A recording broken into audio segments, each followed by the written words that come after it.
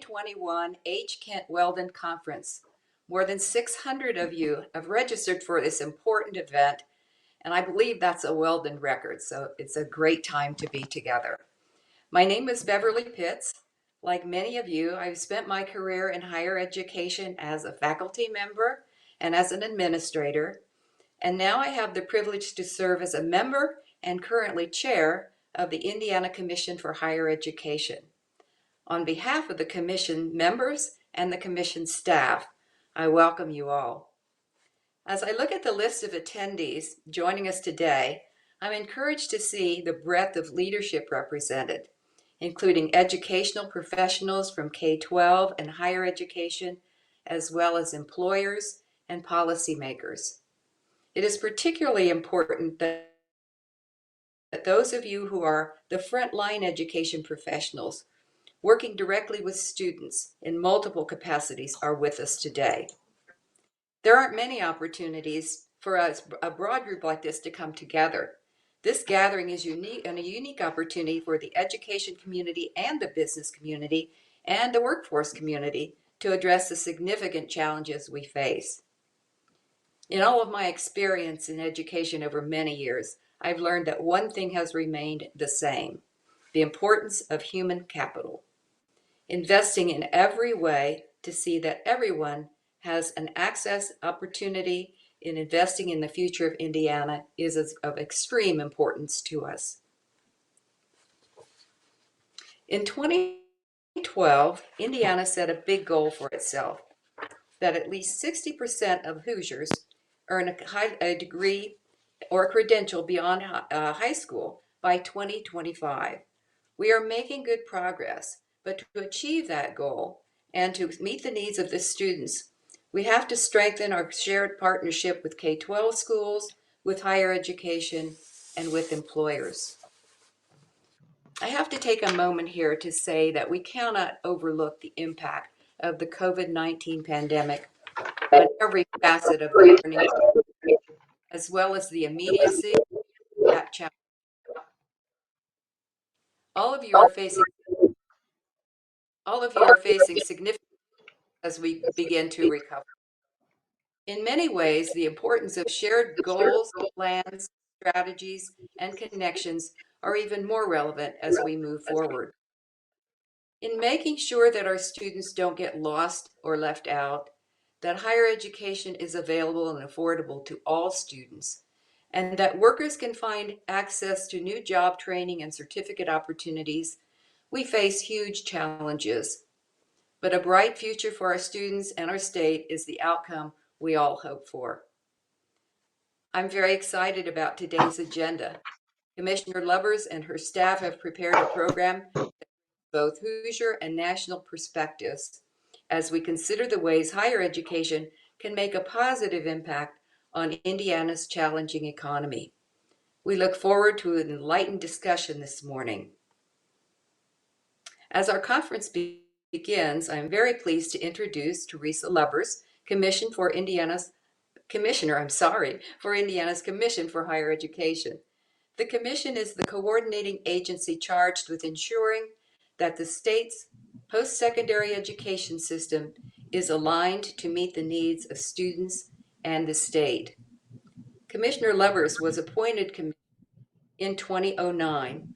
She previously served the Indiana State Senate for 17 years, serving as chair for the Senate Education and Career Development Committee. She is on many state and national boards, but I would like to specifically mention her role as the chair of Indiana's Governor's Workforce Cabinet. It was formed in 2018 to address the education and employment needs of individuals and employers, ensuring a talent-driven education and workforce system for Indiana. We are fortunate to have her visionary leadership in these significant roles. I'm very pleased to introduce Commissioner Teresa Lubbers. Good morning, everyone, and thank you, Bev, for your very generous introduction. We are so grateful for your leadership that you provide to the Commission based on years of experience in higher education. Your vast experience and your wise counsel are invaluable to making our work much better. and thank you to all who have joined us as well. We're very grateful that you've joined us. I know that there were a little over 100 who joined for the pre-conference today. You got to dig down more deeply on the strategic plan, Reaching Higher in a State of Change. I'm going to provide a little high-level overview for those who weren't with us early this morning, and to sort of set the stage for our discussion with Ryan and Mark as well. I know Liz mentioned this, but I'd like to reiterate the celebrations that we had last year and that we have this year as well. Two very significant milestones in the Commission's work. Last year was the 30th anniversary for the 21st Century Scholars Program. I think probably most of you, if not all of you, attending today's event are aware that this is our Early Promise Scholarship Program to Hoosier students. We had big plans to how we were going to celebrate this last year. Our goals were more ambitious than the realities because of COVID, of course. But we will continue to share the impact of the program and the life-changing stories of scholars who have had the opportunity to be prepared and to enter and to complete their post-secondary experience. We know, as Liz pointed out this morning, that our 21st Century Scholars Program is what is actually showing our best hope of closing achievement and equity gaps in Indiana. So it's worth celebrating. There's another anniversary we're celebrating, and that's 2021, and that is the 50th anniversary of the statutory creation of the Commission for Higher Education. We were really created to, as the name would indicate, to coordinate a system of higher education. I sometimes think of it this way: we do the things that no one institution could do. We were given very specific statutory charges, and I think it's safe to say that, especially in the last decade, our responsibilities have expanded as we've worked in partnership with a growing list of stakeholder groups as well. Our expansion of our responsibilities really includes this advocating for strong financial aid. As of 2012, we became responsible for the distribution of financial aid through the Commission. We actually rank first in the Midwest and fourth in the nation in the amount of need-based financial aid that's distributed to Hoosier students. And more than ever, we're engaged with our partner groups and really advocating for the value proposition of higher education. At a time when we know that education beyond high school is more important than ever, it's important that we prove the case to Hoosiers of why their investment of time and money really matters. We also work with employers, and Bev made reference to this as well, to ensure that Indiana's higher education system is aligned with today's economy and the changing economy that will actually change the workforce needs and skill requirements of Hoosiers in a rapidly changing dynamic economy. So throughout this year, we'll celebrate important milestones of the past 50 years and the positive impact that higher education has had on our state, even as we prepare for the coming decades. So let me revisit a few of the things that Liz talked about at a high level about our strategic plan. As she mentioned, it was our goal to do this at last year's Weldon conference, but because we were not able to have it at that time, we actually are a year into the implementation of Reaching Higher in a State of Change. But we think it makes sense to highlight a few of those, which you then will be discussing in your breakout sessions today as well. Throughout this year, we've had both the opportunity, and I think it's safe to say the challenge, of implementing these strategies and goals in a way that we never anticipated when we created the plan. Keep in mind that our strategic plan was adopted prior to COVID. And so while the strategies still are the same, many of the efforts underway have had to be slightly altered during this past year. But the best place to begin is with the big goal. And the big goal is, of course, and we have, Liz talked about it, Bev talked about it, and I'm talking about it. And it is that 60% of Hoosiers would have a quality credential beyond high school aligned to the needs of the economy. This is the driving goal that we are leading toward with the 2025 strategic plan that we're considering today. And while we began tracking that in 2008, as most other states did as well, and most states have set attainment goals as well, Indiana stood at 33.4% in terms of our adult attainment. At that time, we were monitoring people who had an associate degree or higher. So during this period of time since 2008, we now are at 48.5% in terms of the attainment of Hoosiers. It's important to talk about how we got there. And this is about a 15% increase, of which about a third came from actual improvements in our completion rates. And a third came from including quality certificates. And most recently, about a third came from including recognized credentials as well, industry certifications. So we're certainly moving forward, but we can also know that 2025 is coming pretty quickly. And it's important to say, that 60% goal is important because it's aligned to what the workforce needs are. It's not just a number that was picked. It was a number picked very strategically. The governor's workforce cabinet that Bev mentioned as well has also adopted this goal, as have the state generally. So we are all working together to align our programs, our policies, and our funding around that big goal. So, but to get there, we're going to have to continue to adapt to today's learners and new needs with options for all students, from those graduating from high school and even those who are in high school who are getting credentials to those returning adults. The idea with this dynamic economy that it's a one and done in terms of education workforce preparation is probably a lagging narrative about the way we talk about higher education. One area that we've made progress, but we certainly still have a long way to go, is closing those equity and achievement gaps for students of color and those from low income households, of which we have a higher number in Indiana now.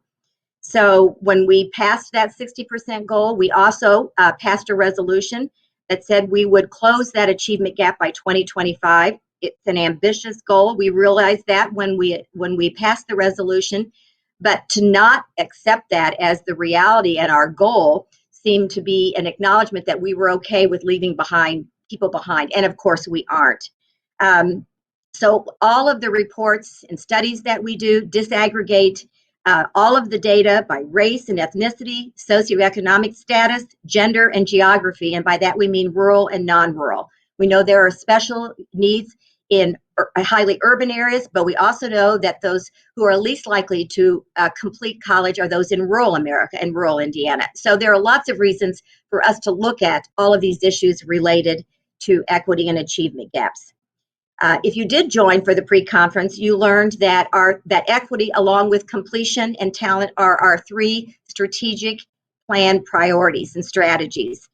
Completion has been a part of our past strategic plans. It has always been the foundational goal for the commission. Of course, we have to keep our eye on access. You have to get people to enter into post-secondary before you can get them to complete. But entering without completing is not the goal either. And so we've been very focused on getting students to complete, and whenever possible, to complete on time or to reduce the amount of time it takes for them to complete, saving them time and money. I've mentioned equity several times. And when we had this discussion with commission members, we started with, what does that actually mean to you? Because equity and equality and all these discussions take on different shades, and people look at this in different ways. But for us, we defined equity as that life circumstances or obstacles should not dictate or limit opportunities for success. And more than ever, that with changing demographics and needs, a focus on equity is critical to our state's success. The third area is talent, and this is all about human capital. It drives our state's workforce and is necessary to ensure the kinds of good jobs that both Ryan and Mark are going to talk about in the kinds of industries that Indiana needs to really thrive in the 21st century. It requires collaboration with employers, and this focus is absolutely essential. This focus on human talent is essential to unleash Indiana's potential. Bring employers to Indiana, keep employers in Indiana, and keep Hoosiers here and bring new people here to grow our population. We recognized all of these priorities with a blueprint for change, and we looked at very specific strategies that we will be fiercely advocating for with our strategic plan. And I want to mention just a couple other things, our key metrics, a little bit of the impact on COVID, and then I'll turn to our morning session. As important as our strategic plan is, you have to be willing to measure the progress. Where are you now, and is it working, and what kind of progress are you making? So we outlined 3 key metrics that we would be following that build on our strategies and our priorities. The first is educational attainment. And of course, this builds on the completion metric. Are we making progress toward the 60% goal? We'll not lose sight of that. That will be our key focus. Our second that we pull, which is, I think, quite interesting as I look at what's happening in Indiana and across the nation, and it's a metric attached to career relevance and preparation. And we have said that 100% of our degrees and programs in post-secondary education should have embedded career relevance of some sort. An internship, apprenticeship, work-based learning, a research project that's aligned with what someone is learning and what they will be doing. So rather than thinking of this in a sequential way, I go to college, I get a job, my last semester of college, I go to the career services office. And I know that all the career service offices are reinventing how they do work as well. But it's basically to align what people are learning with what they are doing. And we've done a lot of work in this area. Our third is one that is the toughest one.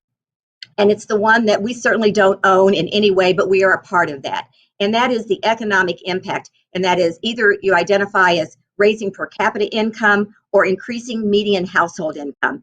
In the 3 decades or so that I've been working around this with multiple governors, it's the one that everybody wants to move. We want to move per capita income, and it is the hardest one to move. And it will require us all working collectively. But there is no doubt that higher education sits in the very middle of that. And our goal is to become a leading Midwest state on median household income by 2030. As I said, this is a tough one. It's going to require a lot of help and a lot of alignment between all of us. Then I'd like to talk just a moment about the impact of COVID. As we all know, and everybody says this, the pandemic has accelerated many of the changes that were already underway in the economy and in higher ed. And I think while higher education is often labeled as not being adaptable, I believe this is a lagging narrative as well. And our institutions, our faculty, our students have shown great adaptability during these past months. I'm confident that we will see more of this kind of innovation and this kind of creative spirit in the future, because one thing that is clear is the status quo in higher education is no longer adequate to meet the new needs. In the past decade, Indiana has become more racially and ethnically diverse, and at the same time, more students are coming from low-income households. And COVID has underscored these long-standing disparities. Black, Hispanic, low-income communities have been disproportionately impacted in Indiana and the nation. And we are clearly at risk of economic recovery of COVID if we see similar disparities going forward. So we must move with a sense of urgency to resolve these issues. It's not only an economic imperative, it is, of course, a moral one as well. And I believe higher education is uniquely positioned to do this, to be at the center of the education to workforce pipeline. And together, we have an opportunity to make meaningful change that can address both the current and future challenges within our state. So with that, let's turn to hearing from people who really know what's going on around the country and have both invested time personally and through the organizations that they work for in Indiana. So I have the great pleasure of introducing today's keynote speakers who will provide their perspectives on our theme, higher education's opportunities in a state of change. Ryan Streeter is the Director of Domestic Policy Studies at the American Enterprise Institute, AEI, as we all know, where he oversees research in education, technology, housing, poverty studies, workforce development, and public opinion. In other words, if he could solve these, we have all of our problems solved. He's basically tackling them all. What you may not know, and some of you will, of course, is that Ryan is an Indiana native. He spent much of his life and career in Indiana and has a distinguished career in government service, which includes being Deputy Chief for Policy for Indiana Governor Mike Pence, Special Assistant for Domestic Policy to President George W. Bush at the White House, Policy Advisor to Indianapolis Mayor Stephen Goldsmith, and before joining AEI, Ryan was Executive Director of the Center for Politics and Governance at the University of Texas at Austin. He's an author, a contributor to many publications and articles on civil society and economic revitalization, and we're delighted to have you with us today, Ryan. Good to see you again. Thank you. Mark Murrow, who I've had the pleasure to work with over the course of the last couple of years, serves as a senior fellow and the policy director for the Metropolitan Policy Program at Brookings Institution, where he focuses on the interplay of technology, people, and places as they are altered by disruptions in the economy. Mark's most recent work has focused on the geography of the COVID-19 recession, including needed policy responses ranging from state and local aid to longer-term stimulus measures. More broadly, Mark works on the digitalization of everything as it affects efforts to construct an advanced economy that works for all. Mark has authored and published many works as well that look at automation, artificial intelligence, and digitalization. We could not be more thrilled to have both Ryan and Mark with us today, and so let's begin. So both of you, as I've mentioned, have been working in Indiana for some time. And when you think about this state, when you think about Indiana, when you think about the workforce needs of Hoosiers and employers, and what our assets are and what else we need to do, what have you learned at a high level? And that what gives you hope about Indiana's future? And what should we know are concerns that we need to address as well? So Ryan, as the person who's spent the most time in Indiana, let's start with you with that question. Okay, great. Thank you. Thank you, Teresa, for inviting me to join this conversation. Hello to everyone. It's great to sort of be back in Indiana virtually anyway. I also wish that we could be doing this in person, so it'd give me an excuse to be back home and with family and friends.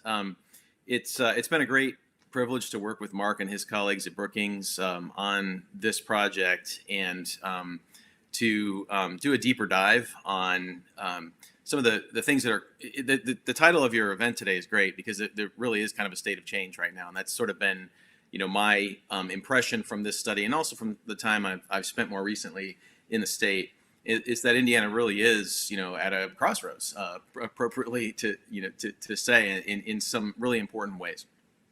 And so I think at a high level, to answer your question, the first thing that kind of jumps out to me from some of the work we did, and we can talk in a little bit more detail about this later in the discussion, but from some survey work that we did, is that there's a healthy level of optimism in Indiana. And again, I'm speaking in broad strokes because obviously the state is diverse. Not all communities are the same.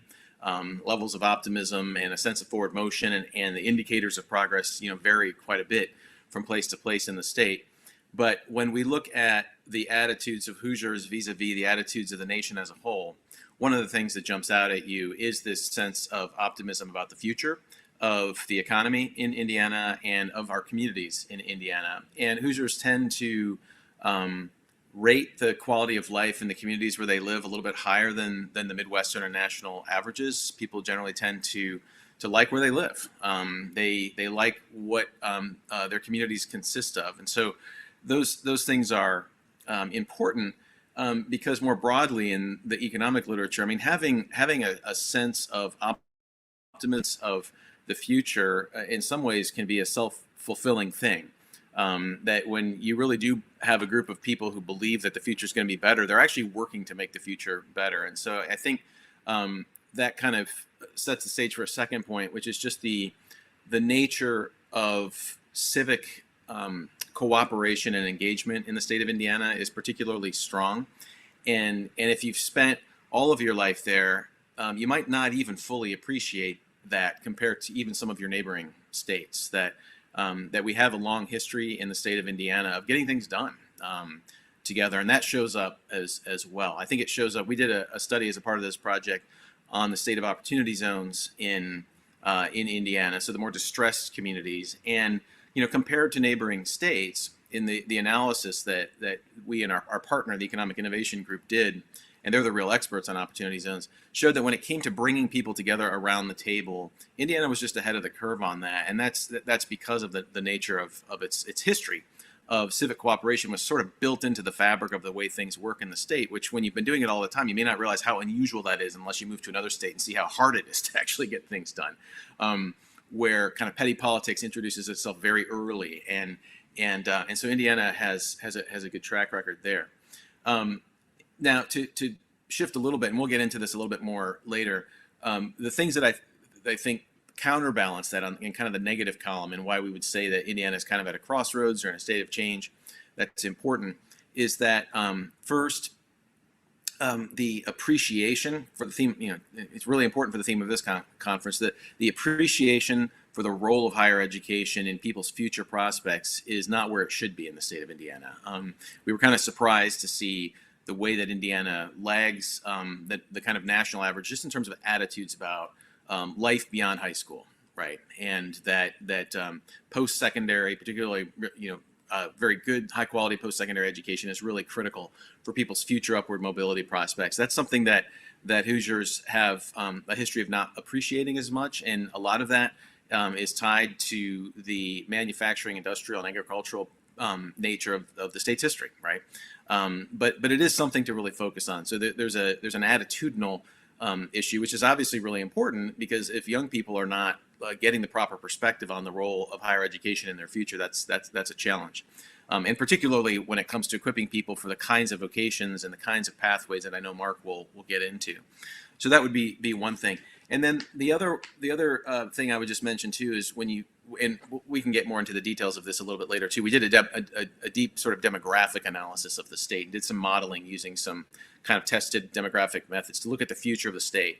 And Indiana is not unique in facing kind of a demographic crunch, right? It's happening all across the country in states everywhere.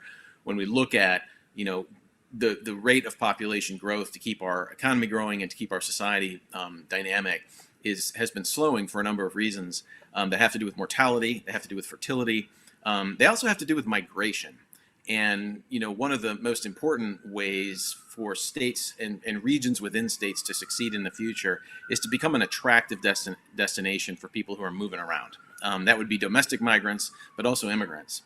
And I would say that Indiana's kind of on par with other Midwestern states in this regard, but lags a little bit just in terms of an appreciation for the role that immigrants play in the future of the economy. And really, when it comes to dealing with future demographic change, one of the most, not easiest, but one of the clearest paths would be to attract more of those migrants to Indiana who might be looking to go somewhere else. So we can talk a little bit more about that in the subsequent part of this discussion. But I would say an appreciation for higher education, an appreciation for the role of incoming migrants is kind of where I think you'd want to focus a lot to make Indiana that sort of dynamic leader that you're hoping it will be to meet some of your 2030 and beyond goals. So I'll stop there and turn it over to Mark.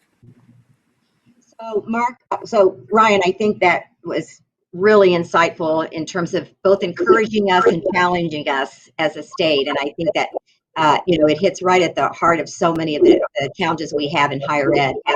Mark, I'm going to turn to you to ask you to sort of share some of the same background and what you've learned about Indiana. Yeah, absolutely.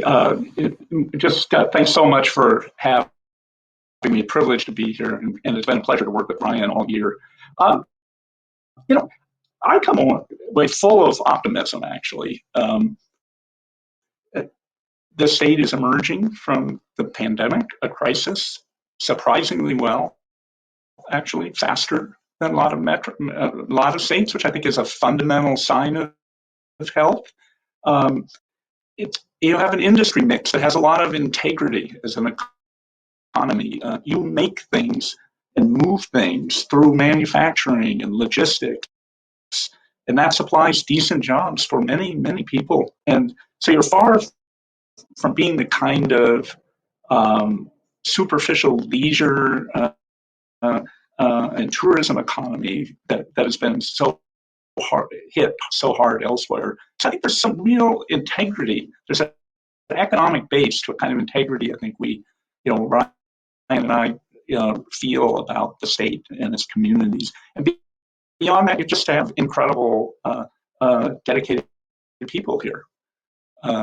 Incredible people leading organizations, incredible people really deeply involved in their regions. And our work, which we'll get into, very much was built around the regions around the state and the sort of energy and bottom-up integrity as well. So that's all. These are just really important places to start. So committed, knowledgeable, creative state and regional leaders. With that said, I would say the thing that surprised me, and that was sobering in our work, was the pay and job quality challenges. And I think that very much ties into your, important strategic plan that really talks about so many of the things that matter. But we knew that Indiana lies smack in the middle of a lot of national challenges. But on this front, the pay and well-being challenge really jumped out at us in region after region, and seemed, really for us, or at least, the Brookings Group, the crux of your main challenge. Annual real median wage growth ranked 46th in the last 20 years. And only 42% of workers have what we call a good job, meaning one that pays a locally adjusted $40,000 or so. So we think those are the crux challenges. We think you have a huge amount of human capital to throw at that problem, but that's a fundamental challenge, and I think it directly links to your higher ed challenges that we can get into. So that's the way we see it. So let's dig down a little deeper on what you just said, Mark, and you as well, Ryan. I think some may and others may not know today that the Central Indiana Corporate Partnership, which is called CICP, coordinated a statewide research project in collaboration with both Brookings and AEI. I don't know how many times Brookings and AEI have come together to work on something like this, but I think it's been fascinating to have the two organizations working on this project together. It's really been about the condition of Indiana's workforce and the opportunities we have, and including the impact of COVID that a little bit later, and how regional economies are faring or to fare going forward. So at a high level, can you share a little bit more about the Indiana GPS project and the early results? And Mark, we'll start with you on this one. Yeah, no, thanks for asking. And I can say this has been an incredibly happy association with Ryan and his team and Central Indiana Corporate Partnership. And again, so many leaders of organizations, regions, agencies, even like you, Teresa. You have been a terrific guide to many issues. But so this was a pretty ambitious effort to take a real big picture look at how things are going in the state.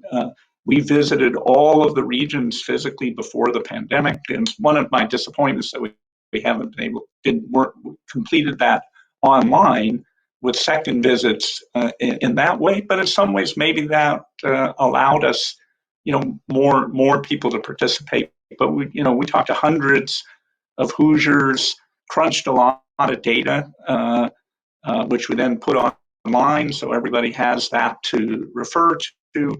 Produced a big 136-page analysis at Brookings with multiple recommendations aimed at, especially prompting both supporting statewide organizations and agencies, but also regions, and work with AEI, producing the work that Ryan led, that he was just discussing. And again, I think if you had to distill it, the most serious takeaway was that a pay and job quality problems that owed in a deeper way to productivity challenges that predated the pandemic and will likely persist after it.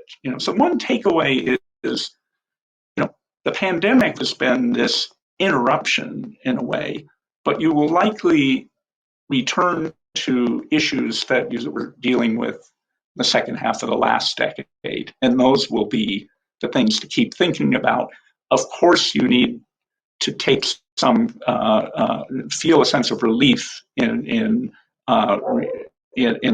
putting the pandemic behind us, but these issues aren't in front of us still. Again, productivity is too low because the state, in many respects, is not, in our view, digital enough at a time where digital everything matters more and more. And that ties to the need for more and more and different higher education, more human capital. That's how the state will come and generate more good jobs, as we call them. So I think the key problems we saw, employers and industries aren't investing enough in IT. And that's something that can be addressed. And I think the state is really thinking hard about that and developing some interesting programs. Students and workers need to pick up more digital skills, which is directly relevant to the work of higher ed institutions. More digital connectivity is needed to make all of this work. So the state has, significant broadband issues and an opportunity to address them, I think, with coming federal funding that may be paired with some very interesting experiments going on in the state on that front.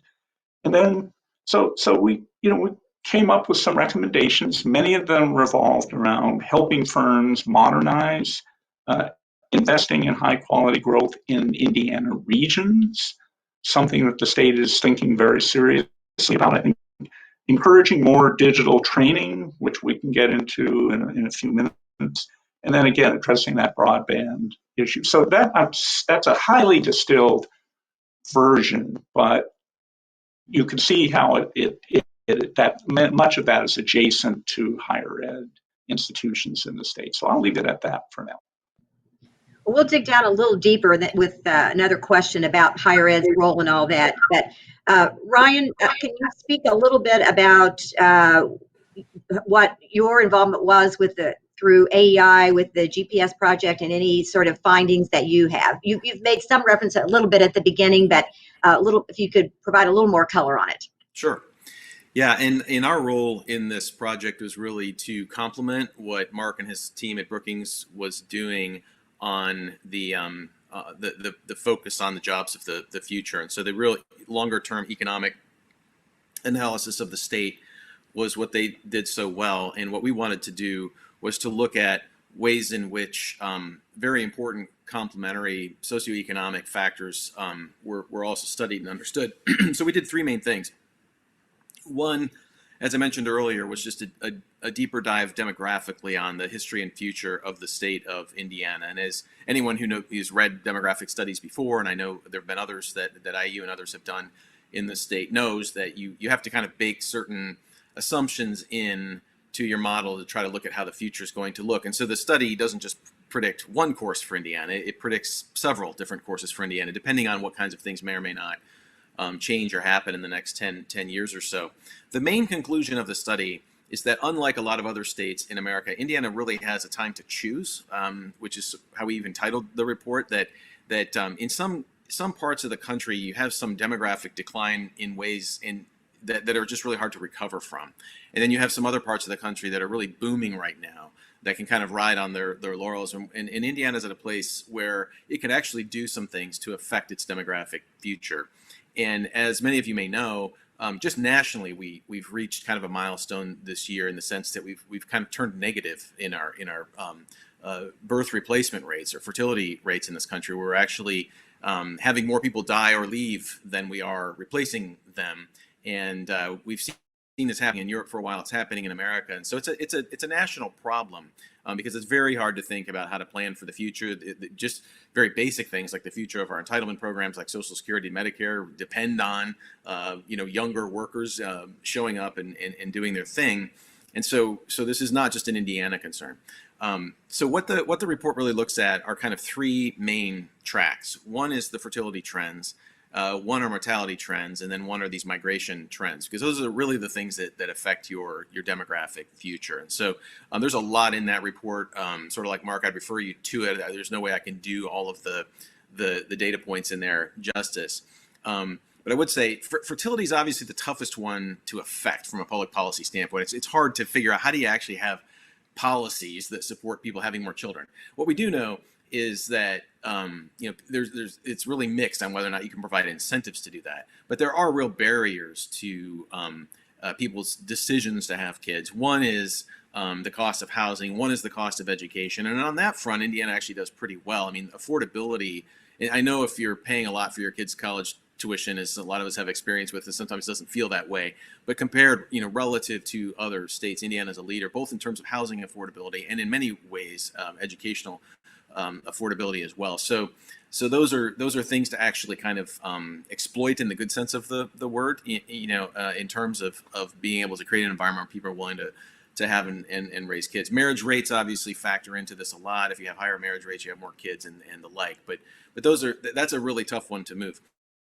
On the front, as the study shows, there are a lot of avoidable deaths in Indiana. That it's obviously drugs have been a huge problem, not just in Indiana but elsewhere, particularly in the middle part of the country. And we're coming out of some of that, and some of those factors are you can see in the study. But I know there's been a lot of, I remember this from my time in Indiana, a lot of focus on health aspects of Hoosiers, particularly obesity and the related kind of conditions that stem from that, and unhealthy living and eating. But it is also accidents and drugs and these sorts of things where you can actually add years to people's lives that, when collectively measured, make a really big difference for the number of years people spend in the workforce and the like. So I probably more than fertility, there's more on the mortality front that you can do. But thirdly, and as I mentioned earlier, the focus on migration is a really big one, because this is a competition that we have in this country for talent, and that would be native-born talent and foreign-born talent, to try to make Indiana a welcoming place. And we, the second part of our project was this national and Indiana-specific survey that I mentioned, and as I hinted at earlier, one of the findings there is that Indiana is kind of behind the national average when it comes to a belief that immigrants are good for your local economy. Probably more than a third of Americans believe that, more like a fifth of Hoosiers do. That's an attitudinal thing, which doesn't necessarily mean that immigrants are going to choose or not to come to Indiana. But the attitude towards outsiders really matters a lot. I mean, for places that are really open-facing, kind of very welcoming, that actually factors into what potential migrants hear about a place. And there's some interesting research. There's some interesting research that Mark's colleagues at Brookings have done, and some new research that I'm aware of that hasn't been published yet. In talking with the authors, it really shows that when people come to the United States, they typically come into the gateway cities. Most immigrants go to New York or Los Angeles or San Francisco or whatever. But there's this second order intracontinental kind of migration that happens. And when you look at where immigrants are choosing to go once they land here and they figure out that it's really hard to raise a family and start a business in New York, they look at places that have affordable housing, where the ease of starting a business is a lot better than where they landed, and they make judgments based on that. Obviously, family plays a big role. If you're a Somali immigrant who landed in New York, there's a good chance you'll end up in Minneapolis, because there's a huge Somali population there, and you might have family and friends or extended relatives who are there. But this decision about the kind of place they want to be is really driven by some of these kind of just nuts and bolts basics of the good American life. Can I go to a place where I can own a home, where the schools are good enough for my kids, where I can start a business, and where I'll be welcomed? And they make a decision based on those factors. So there's a lot of opportunity, I think, in Indiana to think strategically, both at the local level, municipalities themselves, but as a state. And I think that the institutions of higher education are central to that discussion. So I think that's an important study. I've taken a little bit too much time on that. I'll be briefer on the others. The survey of Hoosier attitudes, I think, is it's important to kind of benchmark yourself against your neighboring states and the country as a whole. And I would say that in general, when it comes to the sense of the future, Indiana's in a good place. It's these attitudes about higher education that I would be concerned about, and then also it's probably people's views perhaps on immigrants, people's views on migrants probably are related to their views of their familiarity with their community. Those things are often related, and Hoosiers are more likely to report that they've grown up in the community that they've lived in their whole lives than the national average, right? So that just suggests less kind of intrastate mobility within Indiana. And so those things are often related when people are used, familiarity breeds all kinds of good things. It breeds trust, it breeds ease of getting things done. It also sometimes breeds kind of a suspicion of people coming from the outside and changing the nature of the community. And so I think those issues are related to the immigration and migration question that I brought up earlier. Thirdly, just on the opportunity zone study, which I think is a really fascinating analysis of the state, really off to a great start. Maybe a little bit slower to attract capital into some of these places, and Indiana's not alone in that case. But one thing that emerged from the focus groups that were done around the state for those who are most involved in these areas, which are, areas that are the more distressed parts of the state that go identified according with federal law to be opportunity zones, is there is a real appetite for regional strategies to overcoming challenges. Typically for those who have been in or around economic development conversations know there's often this zero-sum mindset that kicks in when you're trying to figure out how do we kickstart or improve the economy of some particular localized region, where people start chasing the same smokestacks and trying to arrange the same package to get them in my community as opposed to one that's 20 miles away. I think with regional cities in the background and just this history of civic cooperation in Indiana, there's a real kind of appetite for people to work together, to think of regionally how to make specific areas attractive to in-migration, to inward investment and those sorts of things. And so, again, that civic sort of infrastructure in Indiana, I think, is a really good thing. And it's a real competitive advantage, actually, when you think about Indiana in relationship to the states around it. I mean, there's a line that divides Illinois and Indiana. Illinois is a very different culture. And they have a lot harder time getting things done than Indiana does. And you could say the same for some of the neighboring states. And so the fact that there's an appetite for that kind of thing in Indiana, I think, is also, again, something that should really be looked at because like I said, it provides a real competitive advantage. So the Weldon conference that we have today is, it is our state's post-secondary policy conference that we've been having for several years. And the attendees who today, obviously the majority are leaders of some kind, but we have policy makers, we have employers, we have K-12 as well as higher ed. The focus has always been on higher education. Interestingly enough, I usually do a state of higher education address, and this year we actually did a state of education and workforce, and we brought together K-12, higher education, and the Department of Workforce Development to talk about this alignment, which I think is very important. But there are also very unique aspects to our policy considerations that have to do with higher education. Both Ryan and Mark have already talked about some of the implications of this. We've talked about, how we improve the value proposition to Hoosiers of investing in higher education and creating a culture of having a higher regard for higher education as our state's economy has changed. So I want to talk a little bit about the specific role of higher education in these discussions that we've been having today, and how higher education may need to adapt and change as well to meet these economic challenges, and how you could see us actually making sure that Hoosiers do understand why education beyond high school is more important than ever, and how we can increase that value proposition. So how does higher education, what's our role in these economic discussions we're having, and in these discussions about creating a greater sense of value and changing culture? And I guess, Ryan, I'll start with you because I think you've spent some time with that, and then Mark, will go to you after that.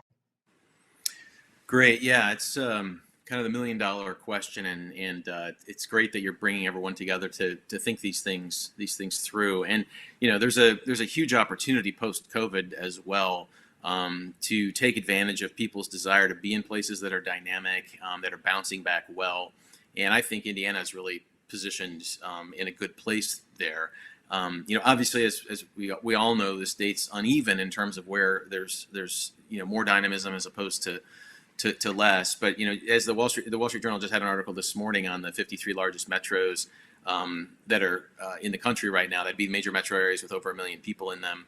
And Indiana was fourth on their list of kind of the best growing areas right now in terms of jobs, in terms of economic performance. It's coming, it's gone through the pandemic pretty well. I know not all of Indiana has done that, but those are the kinds of things you want to build on. And so there are a number of different ways we could go with this, but the one thing that I wanted to just focus on is to reuse a word I just mentioned, which is dynamism itself. And that is the kind of economy and the culture that supports an economy where people feel like they can follow their aspirations to become something that they're not now, and that's really possible in the community where they live. The number one way people do that is through finding a right job that just matches their skill sets and their interests and all of that. But the second and attendant way that people do that is getting equipped for that. And so I think that, one of the really important things for policymakers and thought leaders in Indiana to do going forward is to kind of learn some of the lessons of dynamism that I think are inherent in Mark and his colleagues' report from Brookings. What sort of occupations, what sorts of jobs are the kinds of things that will really help improve people's lives, both monetarily. They could have an adjusted wage that's higher than what they have now because they're in a profession that's in a sector of the economy that's growing, that's booming, but also that they would feel a lot of fulfillment in those jobs too, because when people are satisfied with their work and they like where they work, they actually are more productive. They stick around longer. They make better colleagues, and all of those things matter for producing kind of a dynamic society. And on that last point, this is a kind of an underappreciated point, I think, in the economic literature, but there's really interesting evidence about the way in which when you have a dynamic economy where firms are starting, where older firms are innovating, where new things are happening, people like working in that kind of environment. And there's a pretty strong relationship just with measures of job satisfaction and overall economic performance. I'm thinking mostly of the work of, or mainly right now, because I think it's really important, the work of Edmund Phelps, who won the Nobel Prize in, I think, 2006, who's focused a lot on this over the last 15, 20 years. But the evidence is compelling. And so one way to get people equipped for kind of the jobs of the future is to think about the role of post-secondary education along those lines. And there are a lot of policy changes I know that can be made to help with completion and to help match people's interests with the right kind of job tracks. And you've all been doing great work on that, and Indiana has a good track record in that regard. I do think that a student-centric future where people have the information and data at their fingertips of what kinds of jobs are growing, what the future of the state looks like, and then where the best place is to go and learn in a way that gets you equipped to go there is really important. And so there's a lot of opportunity here outside just technical changes in policy for data innovation, for information technology of connecting people with those sorts of opportunities. I mean, we know that in like lower income communities and places where you don't have a lot of people going off to college or going off into kind of productively growing parts of the regional economy, one of the biggest tragedies in my mind are students that actually do well academically in those areas, but they don't have anyone to guide them. And we see this in a number of different studies of students that actually could go off and be competitive at an institution of higher learning, but they don't come from a place, that the school itself, the community where they live, that can guide them, right? And so there's just a lot of work that can be done in creating those bridges, the bridges of social capital, as we often see in the literature, that is connecting people from one community with another community that they really wouldn't be able to do on their own. And you can do that through partnerships, you can do that through better supply of information, and then also better training of people in maybe K-12 institutions that are supposed to be guiding people along these lines. So I think the ability to connect people with really rewarding jobs is where a lot of our effort should be focused right now, and a lot of that can be done through the kind of civic infrastructure that Indiana has. The last thing I would say before I turn it over to Mark is that there is also some really interesting evidence about the importance of the non-technical or non-academic skills in the higher education environment for people's success in the economy. Sometimes these sorts of things get wrongly labeled social skills. But if you've gone through a 4-year university education, you're learning things along the way that weren't actually the subject matter of the classes that you took. The ability to work in teams, the ability to present, the ability to write in a way that will help you write a memo for your boss in the future. You're not even being taught in the university context that this is what it's good for, but the sum total of those things actually is what helps a lot of people succeed. And there's some evidence, the returns to these kinds of skills are even greater over the last 30 years than the returns to STEM training. People who are in environments where they learn how to solve problems, work in teams, present, and think analytically do particularly well in the workplace. And so I think there's a lot of implications there, not so much for the university side of higher education, but on the sub-baccalaureate, post-secondary sorts of training that we do, from certifications to 2-year degrees and the like, because that should be a part of what we're equipping students to do, because those sorts of skills help them thrive in the kind of economy that Mark and his colleagues have described should be Indiana's future. So I'll go ahead and stop there. Well, I think you highlighted why those skills and qualities are more important to learn now than ever before, because the economy is really requiring those. And so, Mark, when you look at good jobs, advanced industries, the need for education beyond high school, any thoughts about why people aren't necessarily acknowledging that higher education's role in all of that, and any thoughts about how in Indiana we could, what higher ed might need to do to change, and what we need to do to help Hoosiers understand that better? Yeah, absolutely, Teresa, and plus one to Ryan's remarks here. I would throw in it's important to start with, okay, what is happening in the economy? And the fundamental event of our time is the digitalization of everything. And we've actually quantified this and studied this.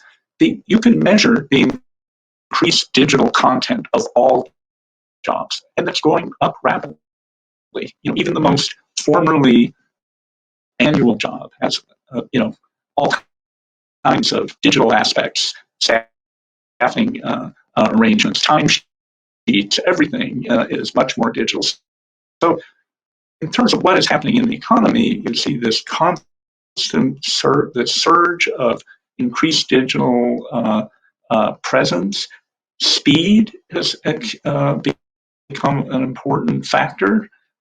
New jobs being created, old jobs becoming obsolete much faster than they were. And then more automation, more AI. These are real things. I think to some extent those are in isolation overblown, but there's a pervasiveness of what they stand for, and digital presence and automation and AI absolutely beginning to accelerate. So that's what's happening. Those things are quantifiable, and I think the commission's done a good job identifying some of these issues.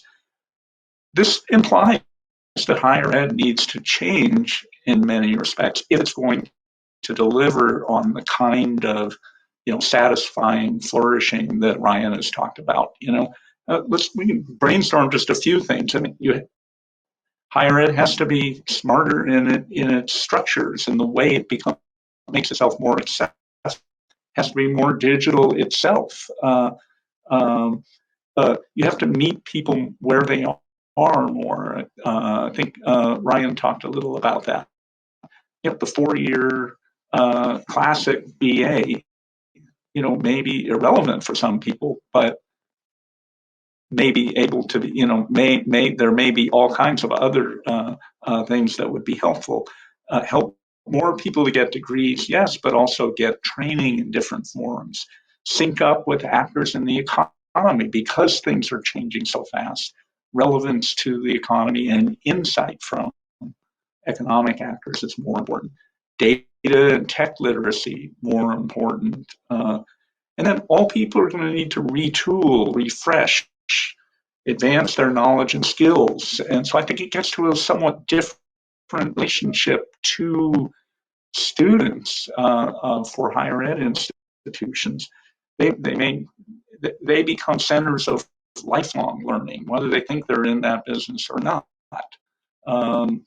Micro credentials, co-designed offerings with employers, smaller modular blocks of education or particular skills, apprenticeships, and other kinds of on-site practical learning, and help them with matching. So I feel like the higher ed institutions are becoming more, are going to become hubs of long-term relationships with their students, that will be ongoing.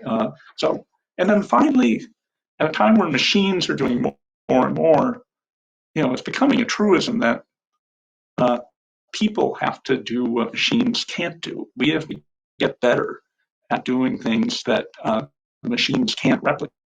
So what does that mean? I think it means clearly moving beyond rote content delivery.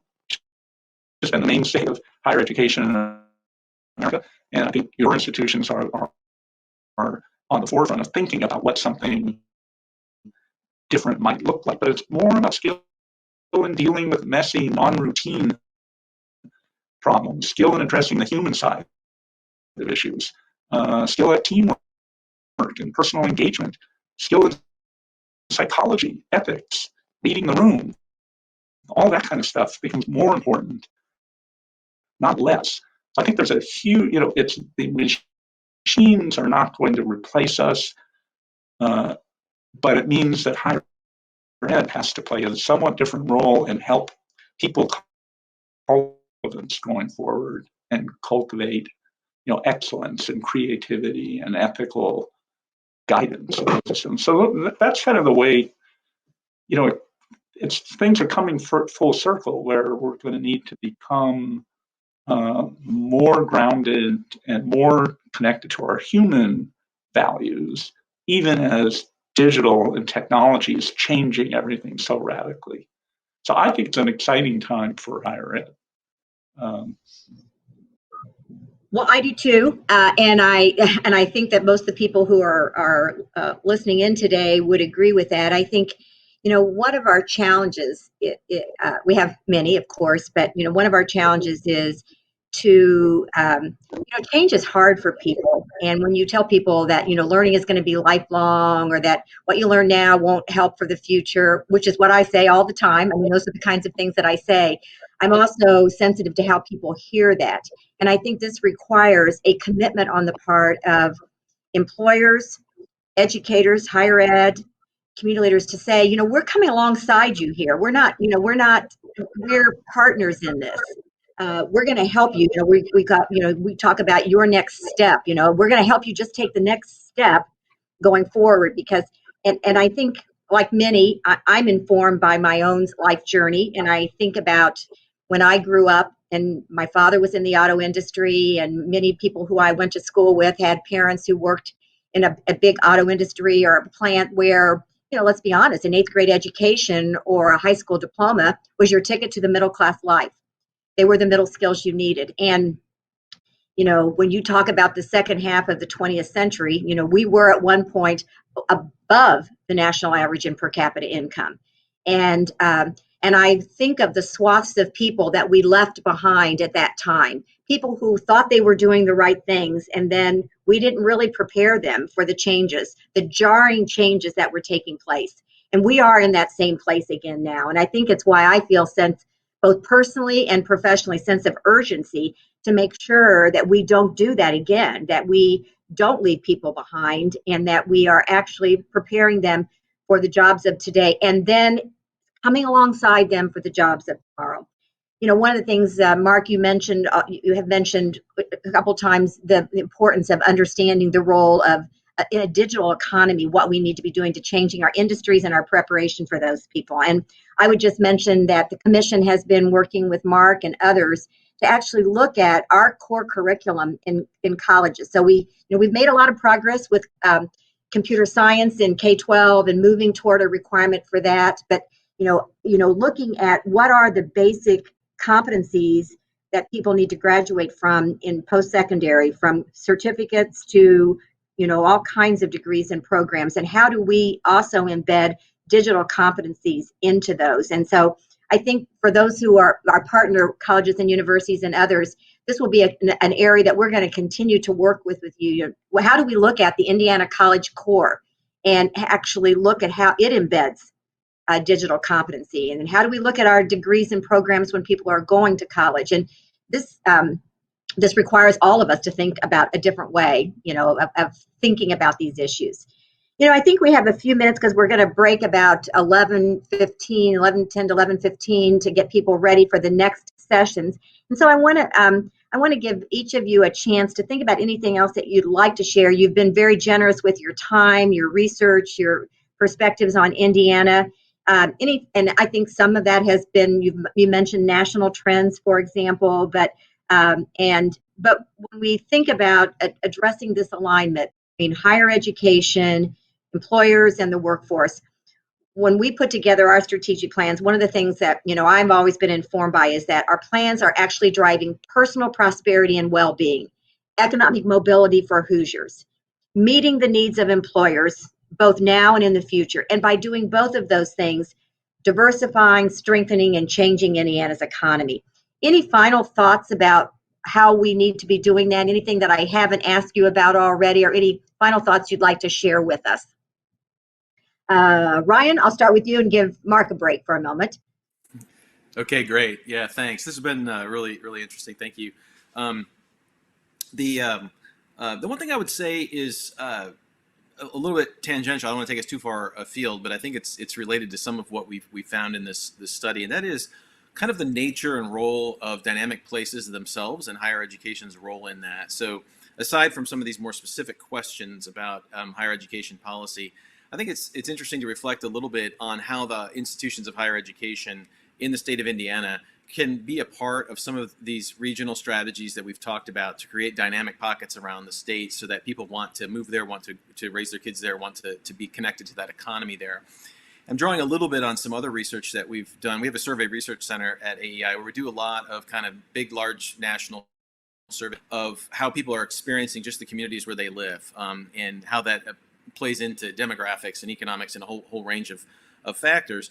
And one thing that we've discovered, and it may sound like common sense, but there is tons of work on this, is that when people live close to the basic building blocks of a happy life, when you're not at home and you're not at work, where are you?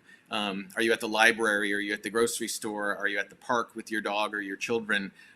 We've learned that when people live within proximity to kind of a healthy mix of those sorts of things, they're happier about their communities. They talk with their neighbors more. There's higher trust levels. They're more economically optimistic about the future. And this is true when you control for income and other demographic factors. This is really true across the board. When people have access to things in their community, they typically make use of that connects people to the sense of it creates a sense of place by connecting people to their community in ways they're not even thinking about. I mean, you think if you have a hangout or a place you go regularly, you may not even know the barista's last name. You might not even know their first name if they're not wearing it on their lapel. But you get to know them, right? They're a community fixture. They get to know you. You get to know these people who are regularly there, and those things actually do matter. They matter for a whole range of things. They matter for property values, but they also matter for people's sense of whether or not the place that they live has a good future. And when we look at sort of really dynamic growing places around the country, one of the things that contributes to a place that's growing faster than other places is, unsurprisingly, can a growing place keep its housing affordable? That's a big driver. People like to move to places where they can actually afford a home. But two, you happen to find institutions of higher education in these communities, right? So that there's a really kind of important role to play, not just with your major flagship state universities, but also regional ones, and also community colleges. And the fact that when you have institutions of learning connected to a regional economy that has some real assets for it, some really good employers, particularly those that have jobs of the future that Mark has articulated growing, people want to be in these places. It's for a range of factors. There is something about having people who work in institutions of higher education in a community tend to be involved in their communities. They're a literate population that wants to give back. And so I think when you're having discussions about regional kind of approaches to economic development, that can be happening in some other section of the state or some other, it could be led by IEDC or someone else. It's really important for leaders of higher education institutions to be a part of that entire process, to be seen as integral partners in that, because the best options for growing in the future are often going to be centered on these communities that have institutions. So apart from the policy considerations, I think when it comes to creating a dynamic kind of ecosystem, you really can't have that conversation productively without the institutions of higher education being right at the table and in some cases leading that. So that would be the one thing I'd want to be able to say before we wrap today, because I really do think it's important for the state. Think this, one of the ways that you do increase the value proposition of higher education is to have them engaged in the communities in which they're located. And you see this happening all the time, where instead of higher education sitting, how do we work together? How do we build stronger communities? It's important in terms of recruiting faculty to those areas. You're going to bring people there. It's a place where they want to live. So I think those are really important points. Mark, any final thoughts from you? Yeah, absolutely. And I love the idea of the centrality of higher ed institutions to regions. It's such an important uh, fact. And the thinking about the way that the institutions constantly provide so many different kinds of exchanges and supports for communities and for people. The thing I would just say is, I think that, I think we're all emerging from the pandemic period, and I think it's completely necessary that we all look forward to getting back to normal. But we also have to remember that where we were prior to the recession, was a challenging period on all of these fronts. So I think we've all been kind of privy to this acceleration of issues such as, digital. We've been more and more concerned by the divides and divisions and equity issues. And it feels like we've had really a glimpse into the future and now should return to more stable times with a new energy about insights that we've been picking up and the priorities. I'm very impressed by what the higher ed community has been thinking about in the state in your own strategic plan. Seems like a time to really double down on these things, and let's make sure that we're not just returning to normal. Business as normal was stable, but it had a lot of challenges, and I think it's a time to really ask ourselves, can we emerge from this better than before? And I think we can, and I think you have tremendous assets in this state. So I look forward to watching that and watching those changes. So go get them. I think about it. I don't even know who it's an ad for, but they use the little mantra, you don't bounce back, you bounce forward during this time. And I think that that speaks to what we're trying to do. There are a couple questions that came in that we'll deal with, but some of the people are asking questions there. So I think so impressed by the content of this presentation that they want to make sure that's shared with our legislators and others to make sure they have a full and grasp of the kinds of issues that we're dealing with in the economy and then dealing with in terms of higher education. Also some questions and some thoughts about how this should inform our counseling process, students when they're coming through the K-12 sector, what their knowledge is, how they are prepared for life beyond high school. Certainly we have the opportunity to do that because we are so much more aligned with our partners throughout the education workforce continuum now. So I think that's great. I really appreciate, Mark and Ryan, your thoughtful perspectives and presentations today. It's been a delight to actually spend a little time here with you to talk about what I think are really critically important, cutting edge issues that really show that we are on this cusp of deciding what kind of place Indiana is going to be in the future. And we can decide that. We can make those strategic decisions about what kind of place it's going to be. So thank you for spending some time with us today. We're now going to dismiss for our breakout sessions, which will be focused on those three priorities that we talked about, completion, equity, and talent, and what that means in terms of this discussion we've had today and thinking about setting an agenda for going forward. You'll choose one of these three breakout sessions, but all the sessions will be recorded, so you'll have an opportunity to hear from others. We've enlisted a great group of people to lead these breakout sessions as well. And then after, we'll come back together for some closing comments from Governor Holcomb to close down our day today and our Weldon conference. But I know Liz is on the phone. Liz, is there anything they need to do beyond just, do they need to leave this session, or how do we go forward? Yes, you will exit this session. You'll leave session. You will go back to the Attendify town hall or homepage, and you'll use the left side navigation, click schedule, and then you'll have your choice of 3 breakout options. Thank you, Liz. Thanks to all of you, and look forward to seeing you in the breakout sessions.